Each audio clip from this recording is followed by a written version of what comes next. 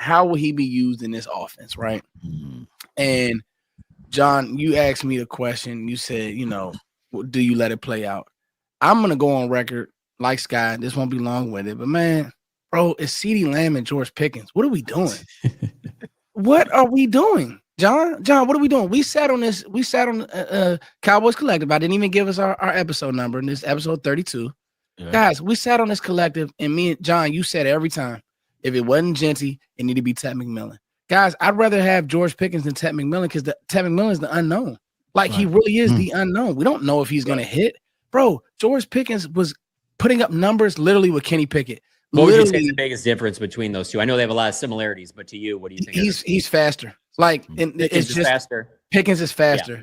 Pickens not only better after the catch too, I think. Yeah, and better after the catch. And honestly, they're about the same ball winner. So when I say ball winner, people have pointed to separation.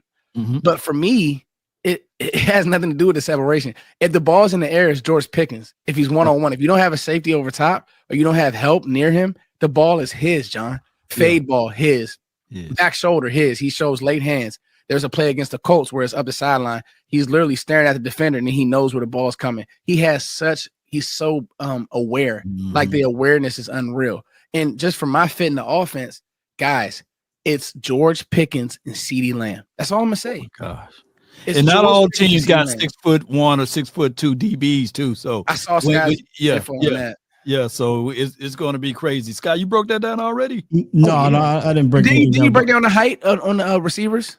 Well, I talked about how he's going to be a kind of prototypical X deep ball receiver that Dak will be throwing to, compared to 5'9", 5'10", Turpin and Brandon Cooks, and then Walsh. No offense, but let's be real. Michael Gallup wasn't the same after the injury, and then Jalen Tolbert's a very average receiver. So yeah, he's going to be your best deep ball thrower or deep ball receiver you've had since prime Michael Gallup. And if you want to talk about on the field, I'll try to be as brief as possible. Take your time, bro. Take your time. Where I think this is a perfect fit is that you're not going to have any of their targets crossing each other, meaning CeeDee Lamb is going to be a guy who works the middle of the field, a slot guy. You got a guy like Jake Ferguson is going to work that seam, that short underneath.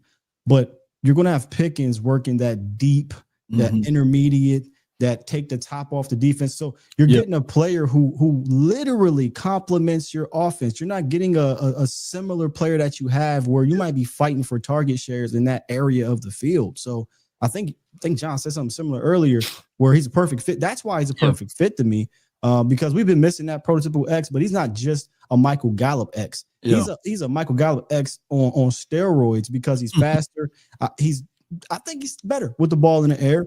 He's better after the catch, and he's going to dictate the defense sometimes. I know defensive coordinators are going to be focused on CD, but there's going to be times they're going to be like, damn it, there's no way we can put Noah Igbenogany one-on-one. Right. On Pickens. We have to do something over there. So I don't care if we're putting two safeties, we're splitting two safeties, and now you got the seam route to Ferguson. So this is just such a perfect fit, man, that I don't even know if there's another receiver that would have been this perfect of a fit that was available outside of Garrett Wilson. Man, boy, this is a good conversation versus us trying to force Trayshawn Holden into this situation.